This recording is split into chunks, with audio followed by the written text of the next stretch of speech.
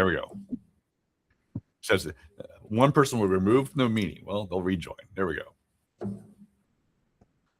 Why would it do that? I don't know. It's something to do with the recording because she was on first, and I don't know. That's weird, but hopefully she'll come back. Maybe someone could text her on your end or on their end. So, all right. Give it about 30 more seconds, and we'll get started. Obviously, this is not a structured meeting, but still. And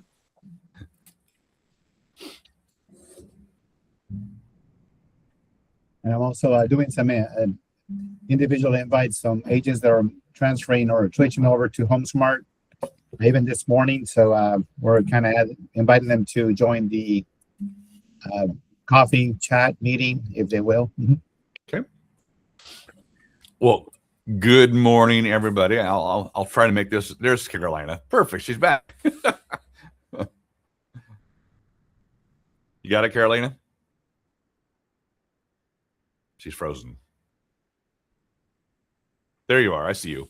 Okay. She must be here in the office. Yeah, she is. Frozen. Right. Yeah. For whatever reason, for those that are familiar with the gallery office, the AC works best when it's cold outside. So they keep the AC cranked up high, especially when it's cool. So we end up being like ice cubes here in the office. That won't be for too much longer.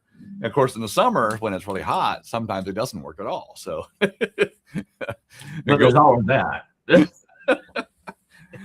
Go figure. Anyway, welcome to Coffee with Your Broker Team. We this is something we've been doing for a couple of years now. It's just really an opportunity to kind of be having open office hours. We were doing it every 2 weeks last year. Decided this is one of the things we should just have a regular cadence. So we did move it to Monday. We've got all three of us here. Most Mondays we'll have all three of us here, unless we've got some other plans or a vacation, whatever that vacation thing is in the long run.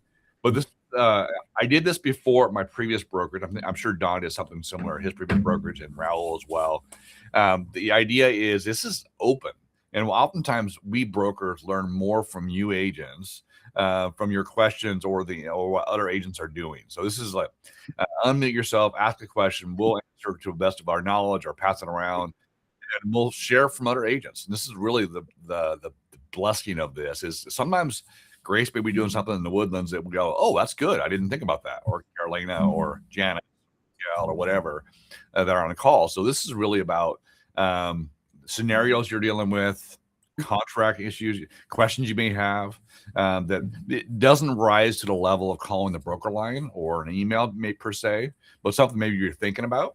And this is, like I said, this is designed every single week just to be a chance to check in. And occasionally Don or I or Raul will have something specific to talk about for a few minutes to lead the conversation. But other than that, it's this open format. Anything else you want to add, Don or Raul? Only thing I saw was I couldn't believe the onboarding for last week.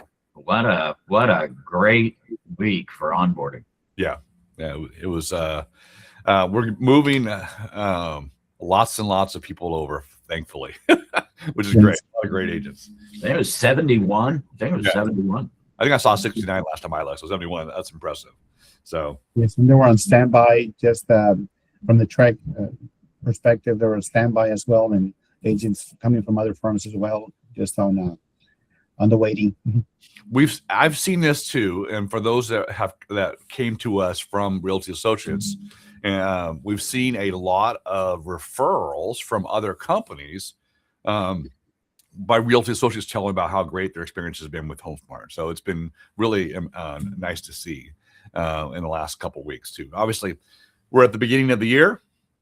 I can't wait for this year to obviously we're cranking already. So, all right. Anybody have a question? Don't be afraid. Don't be shy. Question, scenario, or anything, or can I start? Yes, sir. Start it off. I do have a question. Good morning, everyone. First and foremost, I have a lease tenant that the lease for competitions with the property management company. They have to stay in hotels. Hey, Chris. Yes. You're breaking up on my part. I can't quite hear you. Yeah, same here. So, I'm sorry about that. Can y'all hear me now? Yes, sir. better. Yeah, so I was saying that I have a lease tenant leasing out a new construction home. From the time they moved in, they've been having issues with the water and other things. They got displaced out of the place for a little while. They had to get put into a hotel. They was having a hard time getting a hold to the property management company. Now, I think they're out of Dallas. I think I gave you a call too, Marty, but he probably was out of town. But I talked with Grace, and she just told me to give them Trex information to file a claim. I just wanted to follow up with you on that situation. Yeah, the tough part. This is one where I know that Don and Raul and I have talked about this quite a bit. Is agents have a really big heart for their clients, and they feel like when they help them into something or out of something or whatever, that they have this ongoing responsibility. And yes, even though our heart goes out to our clients, we have no duties. We can't. Our hands are tied past the placing them in the rental. So advising them to reach out to an attorney or reach out to Trek is about the only thing we can do. Anything we do more than that, we're now outside of our scope of practice of our license and we get in trouble. So, I mean, we want to do more. This happens all the time in the short-term rentals, like the lease after close or the whatever, but the seller short-term rental for the seller or the buyer, where we play property management or we come in there and have to clean up the property afterwards. We can't. I mean, that's not where our duties is. Our duty ends at closing or tenant placement. Anything else on that, Don? Yeah, agency relationship ends at when the transaction begins. I mean, that's when whatever it is, the purchase or the lease or whatever. I mean, unfortunately, we no longer have authority. I mean, we just don't have the authority to do anything. So what you're doing is the right thing, but let them know about Trek. They can pursue that way. They can talk to an attorney, but unfortunately, you can't help them at this point. Thank you. Yeah. That was my question. And that's hard. It really is hard because people want to help. They, we had one of our agents called yesterday. They had got a buyer into a property that had an existing tenant. Turned out the tenant is not a good tenant, hasn't paid rent. She feels personally responsible for that bad tenant. It's not her job, And so she's going to list the property for rent and that kind of stuff. Good. You can help them out that way, but you can't do anything about the existing tenant because you're not the property manager, and it's not your responsibility at that point if the tenant doesn't pay their rent. It is hard. But that's part of the nature of who we are in real estate. Besides being entrepreneurial, we also have this compassion for people. That's how we connect. And sometimes that can get us in trouble, though. Yep. Miguel, go ahead. Good morning, everyone. Good morning. I have a question, Mark. If I am helping a buyer to purchase a house that has a tenant, is it my duty to ask for the rent rolls? That way, the buyer knows the history of the tenant. Generally, yeah. I mean, you're going to do everything you can to make sure that they're buying a property with a good tenant involved. And the seller, in most contracts, will have the duty to transfer over the rent rolls and whatever they have as far as the contracts, leases, and so forth from the existing tenant if the tenant's staying.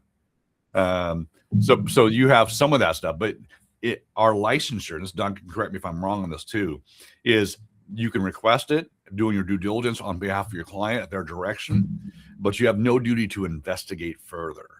You're not pre-approving, you're not reapproving this tenant. That is not your job. You're not been hired to do that. You're presenting the information that you have to your buyer, and they make the decision at that point in time. And if I am right, it's on the first paragraph of the contract, right? What's that, Miguel? If I am right, that's on the first paragraph of the contract that it says that all of the leases documents must be released. Yeah. It's in there as well as far as transfer lease. There's also a transfer lease form addendum that you can add to the contract when you're buying a property with an existing tenant, where it talks about they will be transferred or they won't be transferred, and that's what you want to include that. And it also states if there's a management company involved. And as we know, it's a very thin line. I know Christopher also mentioned about property management, and sometimes this could be a tricky question, and we just say, not crossing that other side of property management, but just in our opinion or my opinion, This is what I think about it, but it's always good to consolidate. They do need the property management to recommend maybe up to 3, and then put a proper disclaimer there, if you will. And if you need something like that, we're here to also help you prepare that. Yeah, and if I can add also, Marty, for Miguel's question, you also want to make sure you're going to get the deposit from them at the closing, because your buyer, the future landlord, he's going to be responsible for giving that deposit back whenever the tenant ends up moving out. And then they will have another form to switch the name to the new landlord that he will sign with. It's just an assignment of the lease with all the existing lease terms staying the same, if that's what your buyer wants to do. But then he's the new landlord, where the payment has to go, all that stuff. Mhm. And then regarding Christopher's question, we did discuss that. And my thinking is to always start with reaching out to the property management and just kind of threaten them, if you could say, buy Trek, because once they hear the name Trek, they realize these tenants know what they're talking about.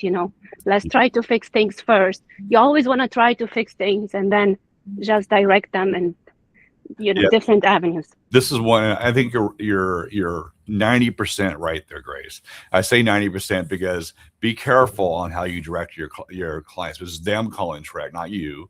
It's them threatening to use Trek, not you. Absolutely. Sure. And then as well, that you are a real estate agent, that you have to let them know that you're not an attorney, so you're not giving them legal advice. And this is the danger we have, wanting to do the right thing. We're the source of the source within the real estate transaction, where we have authority.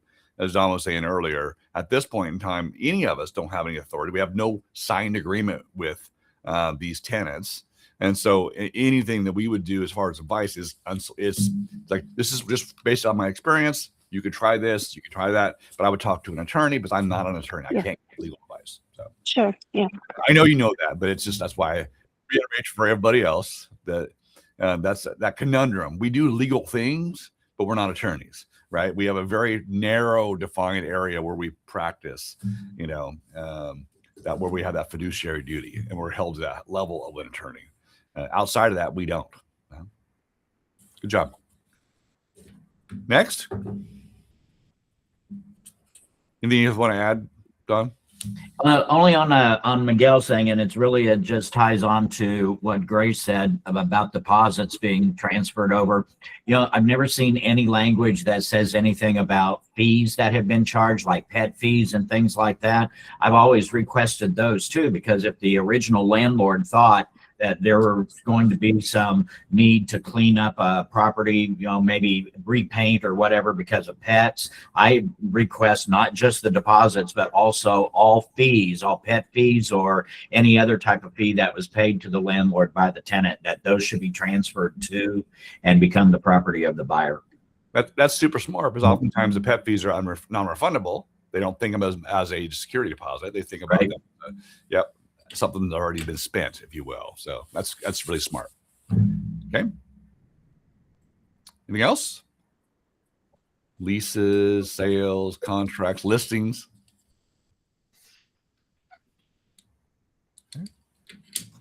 I have a quick question, Sure, Colleen. and it's more about procedures and within the company. Sure. And so I am signed up to do the training, but I must for next week. Mhm. And I have looked at the video in regards to updating all of our contract information when we're under contract. Mhm.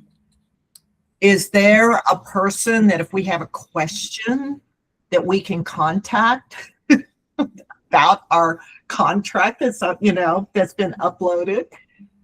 Yeah. Now, are you talking about the actual the things in your contract, or? Yeah, I'm talking about the different documents that are required that go along with the contract. Yeah, that's probably one of the three of us, more than likely, and that's Okay. where you either email or call the broker line. And Okay. and right now, 90% of the time, Don's answering that call, but still. All right, I'll call Don later. Okay. And then at some point in time, it could be any one of the three of us. But yeah, that's usually where it is as far as required documents. Our paperwork team, our closing team, our transaction services team will go off a list that we prepared for them. And oftentimes they're calling out things that may or may not be required based on the list, but it's not any template doesn't fit every property, right? And so oftentimes we'll see they may call out a seller disclosure if a property doesn't require it. We have to go in there and remove that requirement because we know that it doesn't apply towards an estate sale or land or whatever. But otherwise, anything required that you're being asked about, usually we'll know about it and say, okay, this is why it's been required. So Yeah, and that's not really my issue. My issue is that when I go into the system, I have uploaded a document and days later it's still not showing it was uploaded. That's the question.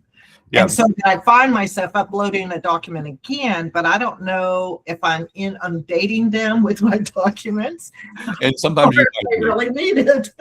we've got some documents uploaded 2 or 3 times. Now, Right. some of the process is you upload it, it pops through on the backside, sort of like the mirror side of our Real Smart Agents, Real Smart Broker. And then the paperwork team sorts it into the proper envelopes or boxes, if you will. That's then passed over to the broker team to review and approve. Then it goes back to the closing team. It's kind of one of those things where we all have access to it, but we don't see it until they've kind of sorted it. So it could be just sitting there in the queue.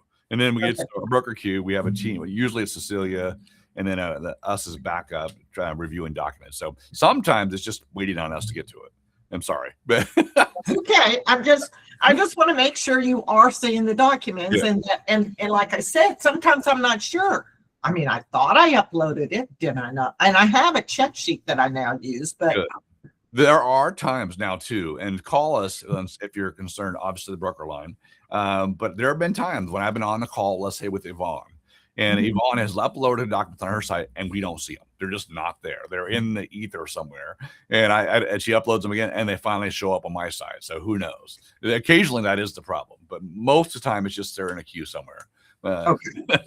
okay. You can call and check out where it's at though. But Okay. sometimes it won't be in our queue yet, but we can go peek in somebody else's queue and go and move it over. So Okay. Yeah. Okay. Thanks. I'm only concerned because we may want to close earlier on this transaction, and I just want to make sure it gets approved. it's a good problem to have. Now, it's a couple of things. This is good for those that obviously are newer, or a reminder for HomeSmart, and that's the way the system works.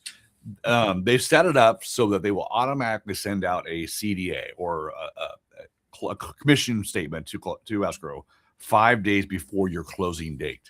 Right. So they're scheduled to have that delivered on the 5 days beforehand. But if you close early, they've got to go in there and kind of go, oh, it's closing earlier, it's changed the date, and then they have to reset the system and sometimes have to manually do it. So it'd be good to let us know, obviously, you're closing early. I will say that lately, I mean, we see, obviously you guys see your number of transactions, however many that is. We see literally hundreds a day that are kind of new. I'm surprised on for me, it seems like a very high percentage to close early. Seems like everybody wants to get this. Oh yeah, we're supposed to close end of January. Oh, we're closing today. So it's pretty common, which is not a bad problem to have for the agent. Yeah. Right. Okay, Miguel, you want to raise your hand again? Yes, I do. Hey, Mari, is there a way that through HomeSmart we can have or the agents that are not savvy or tech savvy to pay for a transaction coordinator that could help us uploading documents to RSA? Because in my opinion, it could be better and easier if we pay an extra fee to get those documents uploaded instead of paying the late fee. Yeah, 100%. If you're paying late fees, the transaction coordinator becomes a lot more affordable for sure, or a lot more friendly. Yes, in your downloads in Real Smart Agent, just search transaction coordination, and there's a flyer there. You can sign up a transaction coordinator for one transaction or all your transactions. And I don't know how the fees in front of me, but it's pretty inexpensive compared to anybody else you would hire out there. And we had a couple agents that were doing it full time as well here at HomeSmart. They've retired temporarily, at least for the time being, and they were doing great. They were doing a dozen or so of our agents and were doing a great job. So that's always an option too. But if you're getting busier to help you with compliance, it's a good investment. I've always That would be awesome. And how does that work? do we give them the paperwork by email, or access to our email, or access to zip forms? How does that work? Yep, you would work with them. Obviously, the one that works for HomeSmart, the employee, you sign up for transaction services based in your program. They'd have access to your Real Smart agent account, and then they would coordinate with you on uploading documents, telling you which documents they need, and so forth, making sure you're in compliance. So check out the flyer and reach out to Transaction Coordinator Service. I don't have the email. Maybe I do. Let me see here. I'll get the email out for everybody, but it's on the flyer. And right now we have 2 permanent full-time staff doing that. And if we need more, we'll hire more. Awesome. Could you please share that by email? Yep, I'll send it out. I appreciate it. Thank you, Marty. You're welcome. So a couple of agents, I think they were calling last week with the same question of Colleen and Miguel. They were asking if they were missing a document, or were maybe just lacking where they can contact agent services or a special number for just to follow through, just to try to get the documents within the time frame. So I mentioned yes, agent services or us as well. Mm-hmm. Yeah, agent services, transaction services, they all answer the phone. Obviously, we do as well. Yeah, Janice, thanks for putting that in the chat. The email address for transaction coordination services is in there. Thank you very much. So you can reach out to them, Miguel, and everybody else as well, and see. The prices are very good, in my opinion. So, and considering that we pay a flat fee for a transaction, if that's, it's still a bargain. Okay, it's good. Yeah, it helps us stress less stress. Yeah, and the Lord knows we need less stress. Oh man, cortisol. Anybody else have a question? Statement?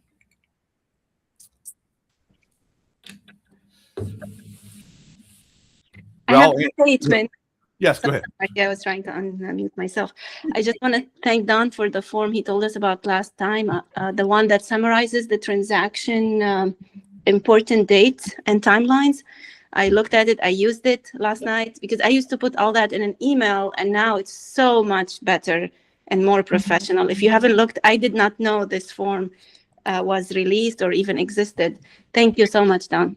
No, sure. It was January 5th, I think, what became available. Is what the date on it. So yeah, that's a great form. I always used to have one that I called Next Steps, which used to fill in all that information. I used to send it off to the clients. But yeah, that's great having that form. I'm surprised they hadn't thought of it sooner. Yeah, thank you.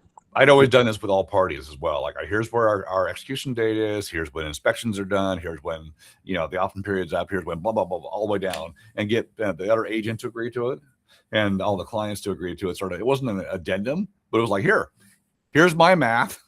Here's when this is up. Do you agree with me? And kind of get a buy-in for everybody. So it's a great form for that purpose as well, so that you're reminding your client when things are due, but also you're on the same page with the other agent. Because oftentimes that's where the problems come with when you fight over earnest money. It's like, we don't agree on when execution was.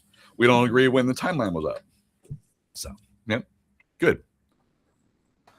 Marty, is there a form number for that? We have an agent texting me to see if we can upload it, or a name, place the name of the form.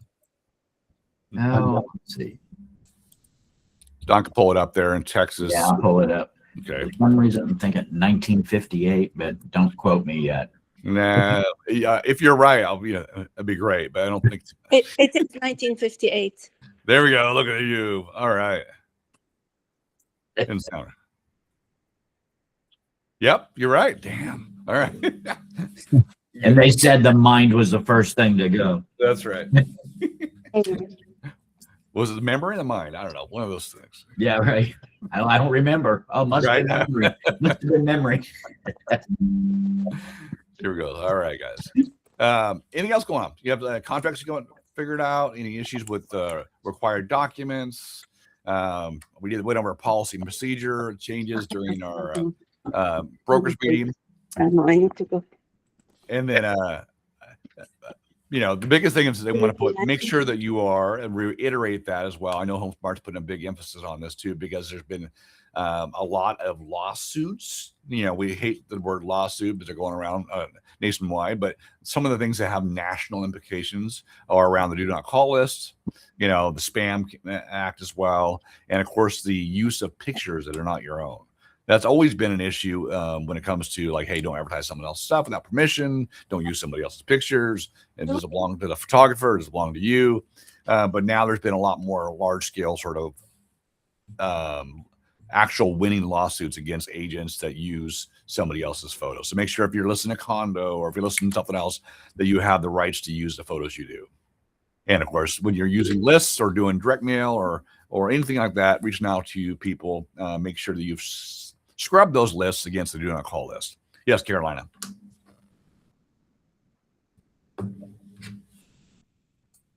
Carolina? I can share a kind of what happened in one of our agents. Oh, there's Carolina. Yeah, you're muted, Carolina. That's why. Oh, Not working. you can type it in chat if you want. There you go. Yeah, go ahead, Raul. Yeah. So we have a kind of it was almost going to be turned into a lawsuit, but it was back and forth, probably carried over a year with just one picture that one of our agents used, and kind of just a copy paste from the internet. And it was an HOA kind of a picture, that kind of an aerial, but somebody had paid for that picture, and they were the ones doing that kind of in a way claim to start, and then it became into a sue there. And they wanted $8,000 just for them to for that use of that picture. The agent removed it as soon as she got the first notice, but it kept going. So it just kind of created headaches, took her sleep, probably a little bit of my sleep as well. But nonetheless, went to a mediation and got resolved. But we can prevent that by just taking our own pictures and or asking for permission to use them. Or from the same photographer as well that is hired to do them and performing for that picture, and then of course paying for that. Mm-hmm. This goes back to a couple things. It doesn't, not directly related, but it's knowing the right. So Don and I have dealt with this before, Raul as well, where let's say your seller, you got pictures for your seller. They now go to a different realtor who wants to use your same pictures. They don't have the right to them. Sometimes the photographer still owns those photos, and the photographer can sell them to the new agent at a discounted price for the same seller. You got to know who owns the photos and who has the photo rights to them, and obviously not use them unless you have permission. Also, though, we get a lot of requests for the old inspection, right, from the previous buyer too. That buyer owns that inspection. Even though the seller's got a copy of it, it's not their right to provide that. Yes, it's part of the seller disclosure now. So there's that question in there. But before you automatically go, here's a copy, so you don't have to pay it, make sure you get permission for it. Thoughts on that, Don? Yeah, no, that's all right. Raul, how did that mediation turn out? It turned out where they're kind of let it go, just because it was too expenses or too many fees there involved if it was going to go the other way around. And it was a letter of kind of forgiveness, or actually apologizing for doing that. And our agent was also very surprised for how it's kind of escalated. And, it just kind of that mediation took about an hour, just back and forth, and kind of where that picture came from. And it was about apologizing and not doing it again in a way. Yeah. Mm-hmm. We had one recently on that one, by the way. We'll get to Janice in a second, Janice, where one of our agents was approached by another agent and says that she was using her photos. This agent was paid for them, had someone take them for them. They clearly weren't the other agent's photo, but they were generic photos of the property, right? And so just in the with the all due diligence, she said, "Oh, fine, I'll take them down. I'll take new photos just to make sure that it's not an issue, because you don't know. How do you prove, right? And who wants to be locked up into a battle over, how do you prove they're yours, right?" And so forth. So, yep. All right, Janice. So I'm not sure if this question is like for this. No, it's open. Okay. So do you, for like the list of emails that we have for our for just our people, How Uh-huh. often should we be reaching out to them? Say it again. You know, so I have my list of like emails to reach out to potential clients. How often is everyone reaching out to them, and what are you doing to not constantly, you know, I want to give them information, but not the same thing over and over. That's good. Obviously, you're gonna the better you know your people, and the more likely they are, or more close they are to actually take an action, which by being in a relationship with, is the more volume they can handle. But they'll tell you, it's like, hey, you send me too much. I think that's the guide is like, all right. Oftentimes we don't send enough. And I think all too often agents feel like, oh, I don't want to bug them. I don't want to. You're not bugging them. You're in relationship with them. You're providing value to them. You're providing information, and they'll say, all right, Janice, I got it. Tone it down some. I think that's your guide. Raul, Don, what do you guys think? I think there's not I don't think you can overdo it too much. I think most times agents underdo it when it comes to contact or information. Some of these automated emails, but if you mix it up, I think it's my experience through the Feeney and Ninja and all the others. If I'm touching them in multiple times, but in different ways, I'm calling them, I'm sending them a text, I'm sending them a personal note card, I'm sending them an email. It's not too much. They feel like it's all individual, and I'm paying attention to them. So I think you're good. And we can talk about what you're doing. I suppose 10 emails a day is probably too much, but who knows? Gotcha. Right? Okay.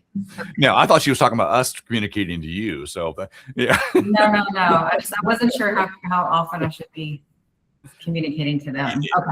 Generally, what we've seen in most of the coaching programs we have for people that are, the minimum is you should be contacting everybody at least once a month. Okay. That's pretty standard across all like Buffini and Ferry and whatever. Those that are closer in your sphere, it could be weekly. Okay. And then for those that that your inner circle, it might be more often than that. But yeah, usually, and then of course those that are just acquaintances that you want to be like front and center every once in a while. Quarterly is probably okay, like a quarterly magazine. Gotcha. But generally monthly is a good cadence for most people, unless they're getting warmer, and then you want to be more consistent, like every week. Okay. Thanks. How about Raul? Kind of analyzing there, almost each client in a way where, I don't know if it happened to y'all, but we passed the holidays, of course, Christmas, New Year. Wait a minute, did I send these text or call or email or maybe a Christmas card to this client that was, it's been good client, and also almost part of a good relation there. And I missed that. And then you end up, saying, well, what's the next holiday, or can I just throw in something this month?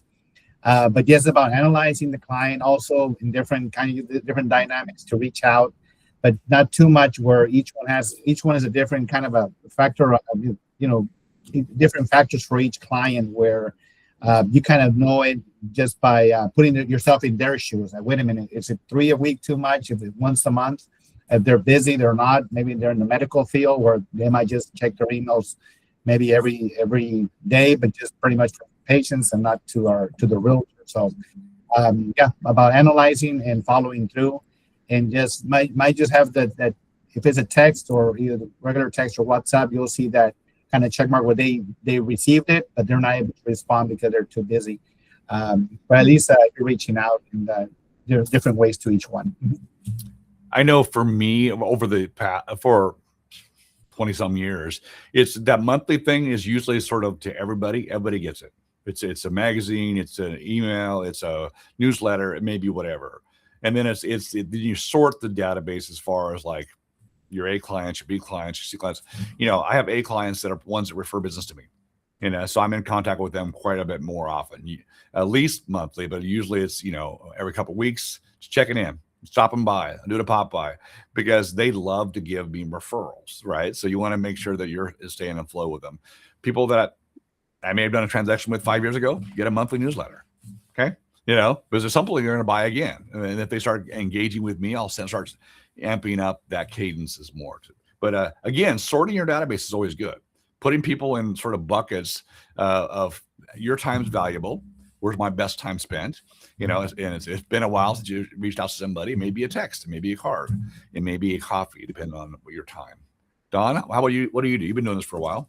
Yeah, I think a lot depends on where are they in your sphere. Are they ready to move forward now? Are they, 2 months from now, 6 months from now, a year from now? And I think that kind of dictates how often we want to stay in contact with them. But I've also found that I think that most of our contacts, most of our prospects can handle more than what we do. We're looking at it from the standpoint, I don't want to pester them. I don't want to become an annoyance to them. I don't want to intrude, but most of them can handle more. And I've always been of the thought that I'll do it until you tell me not to. It is true. It's true. It is more common than not that we don't follow up like we should as an industry, as agents. And oftentimes it could be months, 6 months to a year or whatever. We spend a lot of time with our clients during a transaction, a lot of time. They become like a family to most of us. And then we become this sort of estranged family for a while. And then it's like, oh, and then we become an acquaintance. Now, maintain those relationships, not at the same level of intensity, but you become a part of their life. Now, keep on adding value. Because again, it not only helps your business grow, but it helps them, know that it wasn't just about the deal. It was about them, helping them get better. So yeah, it's good. Anybody else? Tips on what you do? Yeah. Thanks, Janice. Yeah. Following up. Did you see Carolina's chat? I have not yet. Thank you, Don. Closure of information about the situation of one of our clients to the other agent. If you represent the tenant and the landlord's agent asks you, are we allowed to disclose the truth about the situation after the first situation?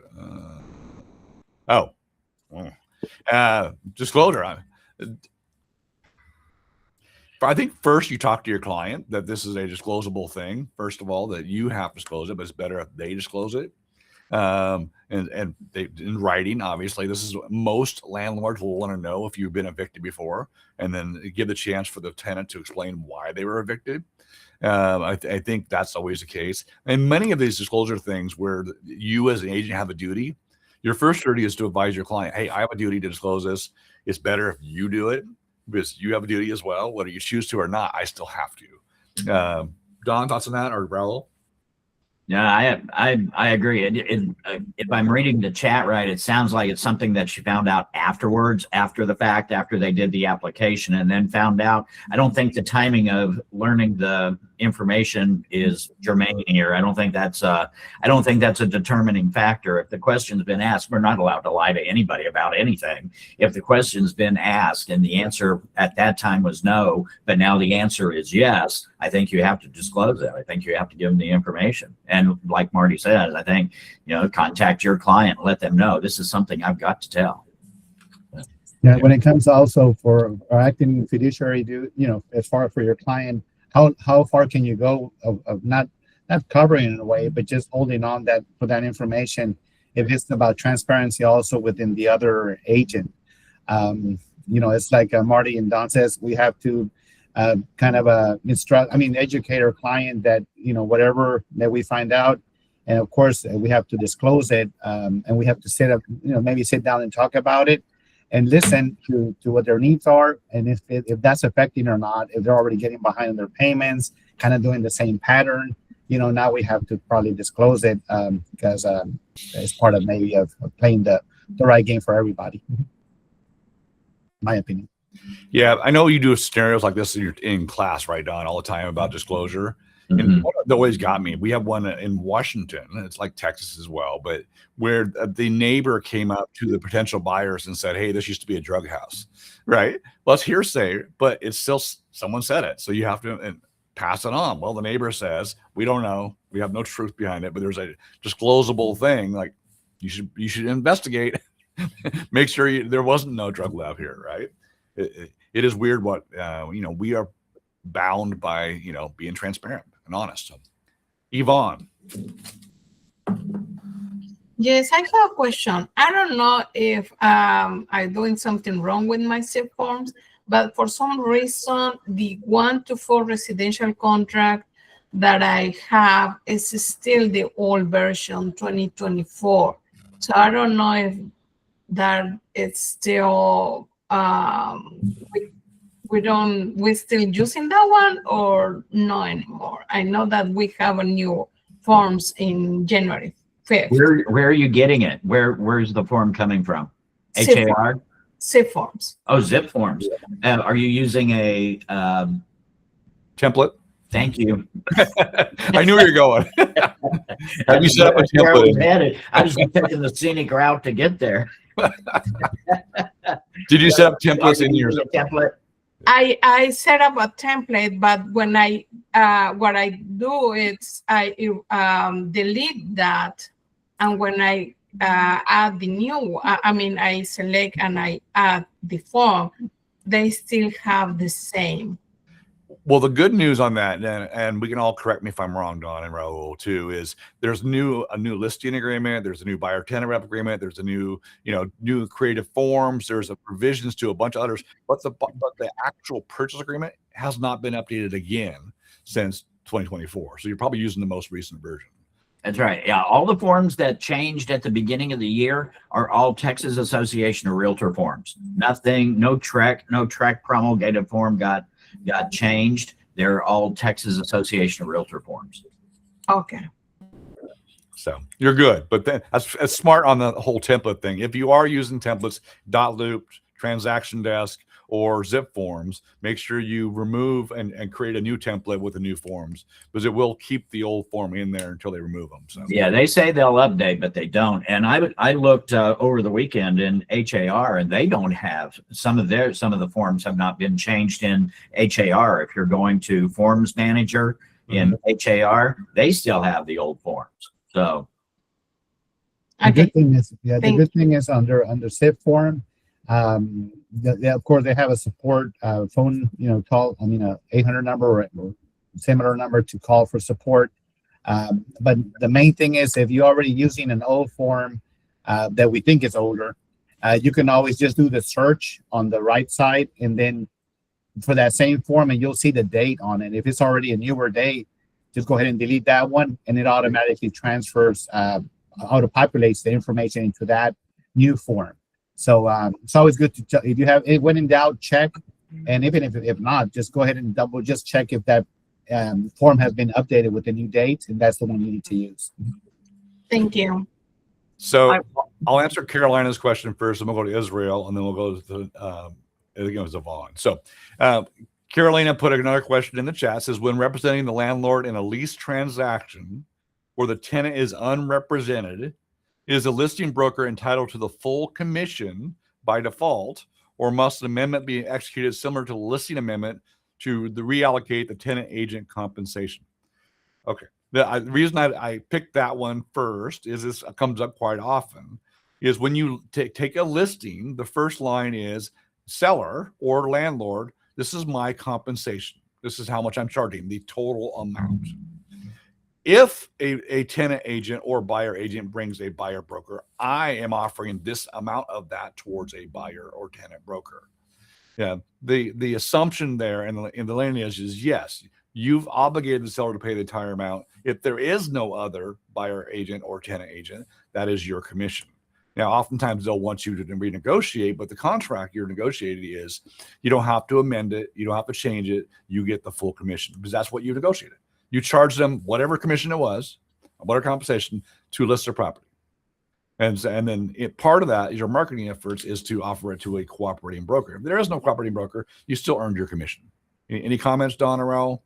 it's in section, I just pulled it up. It's in section 5 of the listing agreement. It's in section 5A, number 4. Broker will retain amounts specified in 5A1, which is the total commission, as broker's fee if there is no other broker that procures the tenant, including but not limited to transactions where the broker represents both, or if the tenant is unrepresented.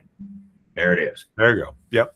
And so it comes down that oftentimes, and so many times we have agents that want to be an intermediary, or they want to be whatever, because they think that's the only way to get both sides. It's not both sides. It's one commission that you're sharing with somebody that you don't have to share with. Okay, so it's there's more than one way and a better way to do it. Yeah, Israel, you're up. You're driving. Be careful though. Yeah, I'm in a show, and I just have one question that just goes on right now. I have a listing for lease, and according to the listing agreement, it was supposed to include the washer and dryer. Now that I did the showing, washer and dryer are not there. I will contact the landlord. However, I'd like to know what happened. He say, no, I'm not including washer and dryer now. Even when we list the property on HAR, it say that it includes the washer and dryer. Shall we make an amendment and then correct the listing? Yes. Thank you. Yes. Okay. Because you don't want to, because obviously if you advertise it, someone executes Yeah. with it, right? Then they'd be obligated to provide it. So yes, please amend it. Yep. Good job. Okay. Anybody else? I've seen this now in 3 states of the 4 states that I'm licensed in, where this is important. The seller is responsible for verifying the information you put in MLS. You're responsible as well for verifying the information put in MLS. Be very careful on that. I've seen a number of agents and brokers sued because the information was incorrect. Whether they included a parking space that wasn't the right parking space in the condo, whether they said it was a new roof and it was a 3-year-old roof. It may have been a newer roof, but it wasn't a new roof. Or they said it had new carpet, it was newer carpet. And in most of those cases, the agent had to come out of pocket to pay for the discrepancy. And we don't want that. So make sure that you are verifying. Obviously, the seller's responsible. You are as well. So that's a good FYI, I guess. DTPA, Deceptive Trade Practices Act. It's like you intentionally put false information in there to try to coerce somebody to lease or purchase the property. Yep. I have learned as a complimentary comment for that, Marty, that I have learned that sometimes when you fill a listing from the previous listing, probably the previous agent make a mistake or the seller. So what I do is I verify every single information with the new owner. That's what I do, because every time when you try to fill it out from the previous listing, sometimes it can be some misinformation there. Yeah, 100%. Yeah, I would not get very far with truck or a lawsuit if I said, well, it was Don's listing. I got it after him. He did it wrong. No, I have to verify. Good point. That's good, Israel. We Anybody did have else? an agent that ended up buying a washer dryer. It was in the Woodlands area, just because it was the last kind of a contract that was already signed, and they needed for a lease, and they needed that washer dryer because it was a relocation. A landlord moved them out the day before. They got stolen. I'm sorry, they got stolen the day before. And the landlord said, nope, they were there, and it was a combo lockbox. It was in the Supra. Somebody got in through there. So our agent said, I feel responsible. I'm just going to go ahead and give credit for that, and for a new washer dryer to be placed on there. But just things like that would happen, and it's always good. And by just talking with the landlord, sometimes you get better understanding. If they're not into this, is probably their first deal doing as a lease, and maybe educating them that you'll get more prone to get an interested tenant with that washer dryer, or it might create more demand if it's there. And if it's not there, then just to abide and just place it there a long time. They'll go ahead and end up saving or earning that washer dryer cost back. Yeah. Mm-hmm. Instead of negotiating lower price. And have you guys priced washer dryers lately? They're not cheap. So, yeah. Marie, anything down there from Harlingen? Nope.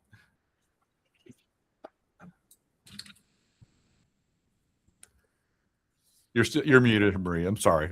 I called you out. Anyway, anything else? We covered leases today. We covered compensation, covered form. That's good. I love this stuff. Got a few minutes. How about training? We know training coming up. For those that are in the Woodlands office, Don will be up there on Wednesday, and those in the Pearland office, I'll be down there on Wednesday as well. Don's doing a Contract 101 class, and then I'm doing a business planning class. And of course, we have lots more coming, but yeah. 1 to 4. Mm-hmm. 1 p.m. to 4 p.m. And the 1 to 4 contract. So there you go. That's pretty appropriate. Yeah. That's right. You're doing 1 to 4 and 1 to 4. I love it. Not even planned. I love No, it. that's right. Yeah. Unintentional. Yep. Okay. Well, we got a few minutes while you're thinking of questions. How about things you would like to see? As we're still planning out the CE classes for that rest of the year. Well, we got obviously have partners, but I've got 11 more to plan out. Anything you'd like to see in particular classes on? We always do the renewal ones, legal 1, legal 2, those type of things. But in addition to that, we had some appraisal classes last year, a foundation class last year. Anything? Any thoughts Solar panels. on what? Solar panels. Oh, on how to sell them with solar panels, goods or bad solar panels. Yeah, I've got some recent experience with selling property with solar panels. It's a pain. Yeah, unless they're paid off, they're a pain. So even when they're paid off, it's not as easy. So yeah, but there are some really. I think it was Fowler had a good class. I'll find out. Thank you. Anybody else? Tax lien. Tax liens. Okay, that's good. About buying them or how they affect the sale or both? Both. Okay. And yeah, I think both is good to know. And I don't know, I see a lot of a few questions on the Facebook page that we have about short sales. I don't know if this is kind of like a thing now, but I noticed that they are asking about if they have someone experience on a short sale. Yeah, both. I don't know if Raul was yet, but he probably is. But Don and I have both been a lot of short sales and short sale certified. And so I'm actually doing one, which they're rarer currently because there's so much equity involved right now that most of them aren't short selling. Mhm. But the one that we're doing was they owe 1.3 on it. It's probably worth 1.1, so it's a short sale. And so we're working on getting an offer for it and then negotiating with the bank. And they're willing to negotiate. They don't want the house, and so there's foreclosure. Yeah, that's a long time. But yeah, we'll see some of those. We always do in most markets, and we're still seeing more of our agents get HUD offers. So HUD foreclosures, where they put less down, usually 3.5% down, and may have borrowed against the house or couldn't make payments. So we're definitely there. So a good short sale class will be good. A good foreclosure class. Donna might be good to do a class on listing and getting in contact with some of these lenders that have inventory and doing a listing class on those. Can do that. We do have, by the way, that's a good segue too. We HomeSmart does have Eileen Mitchell. She runs our relocation and referral department. It's kind of all encompassing type thing. But on the relocations and like foreclosure type things, there's a responsibility of the agent generally to put the utilities in their name while it's on the market, and then of course there's cost outlay. Don's done this before. If we ever run into that where you get a chance to list bank properties or you get a relocation, have the team do it, because Eileen Mitchell and the team will put them in HomeSmart's name and manage that for you on behalf of the property versus you having to do it because it's a risk factor. So we get quite a few where we have personal relationship with somebody that's tied to a Serva or a Cardus. Make sure you're connecting with HomeSmart to assist you with those things. We have a team in place for that. So. I didn't know that. Yeah. We have a couple agents that are doing it, and then you're on your hook personally for, sometimes the utility bills can be pretty high. So then you're Eileen Mitchell. Eileen Mitchell. Yep. And it's our relocation team. Yep. There are some companies that won't let you take foreclosure listings because you have to put the utilities in your name and you have to do all that in your name, and they consider it property management activity. And since you can't do property management, they wouldn't let you even take foreclosure listings. Yep. And so here, as long as you're working with a team, they'll manage that process for you, which is nice. How about that? So, yep. Ira?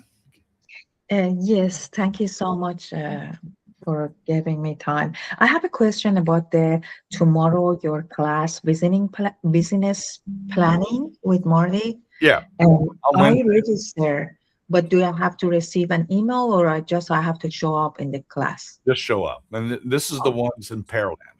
So Yes. okay, good. Yep. And we're going to do one in 2 weeks later at the Woodlands. Then we'll do one in after our brokerage meeting next month for everybody else in the middle. So, yep. Oh, okay. And another question, if I have time, and do you have the address of the Katy location? Raul, you want to throw it in the chat? Yeah, I'm gonna go ahead and add it to the chat. On the chat. Thank you so much. And if not, I'll send it to you direct as well. Yes.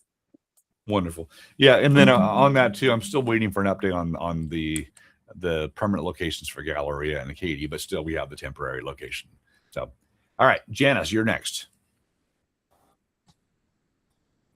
Hey, just out of curiosity, do we have like a property management company that we work with or can recommend to clients?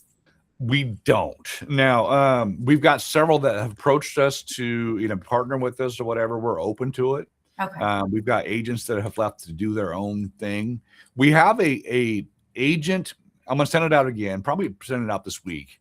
I put together a agent vendor list, meaning you guys basically add whoever you use on the list, like lawyers, appraisers, that kind of stuff. So it's not HomeSmart saying, hey, use these people. It's like, yeah, Janice uses XYZ this. And then other agents can go, cool, I'll call them up. And so we got that list. I pulled it down, but it was getting outdated. I need to send out the invite again for everybody for that note. For property management, there's a few on there that were there for that. So the answer is no, we don't have an official partner. But I'll send that out again and see if we can find some unofficial people that do it. So Okay.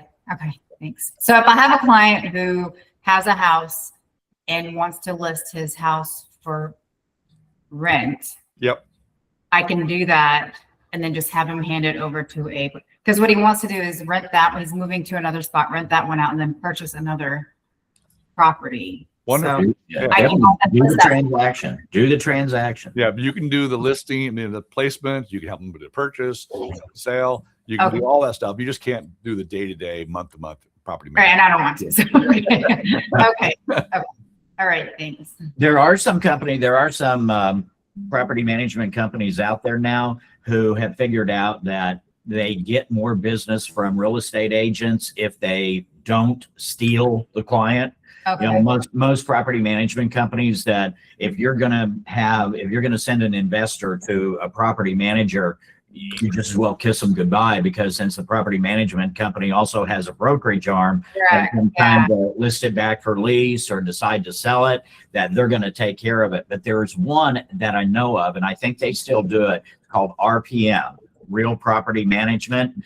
And if they're still using the same concept that they have in the past, they will tell you that when it comes time to list the property back for lease or it comes time to sell the property, that they will give it back to you, that they will not steal it from you, that they will give it back to you if they're still doing that. Now, of course, if you don't want it, then yeah, they'll do it, but they're not going to take it away from you. Okay. And the one company that reached out to us, I have no idea if I vet them or not. I agree with Don. I've used RPM before in the past and in different states too, and they've been pretty good. But Shannon Property Management reached out to us and offered to do a class for us. So I have no idea. I've not worked with them, but they did reach out to us. So Okay.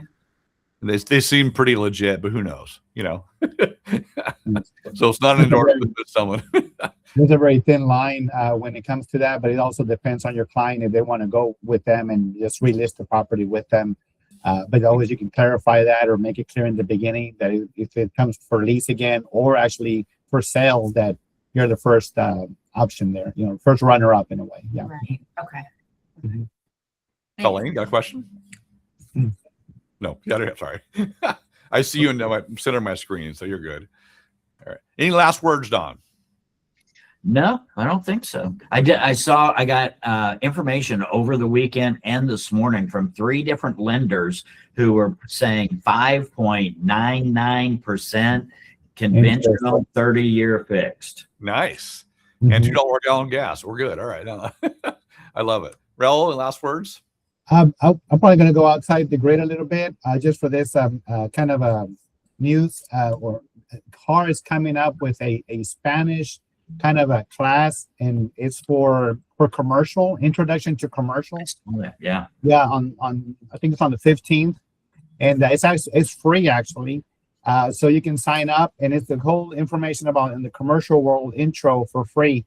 And I know we're not in, or some of the majority, we're not in the commercial side, but however, if we have that referral, you get kind of your feet wet, and you can refer it out or so. So just or become a commercial agent down the road or part.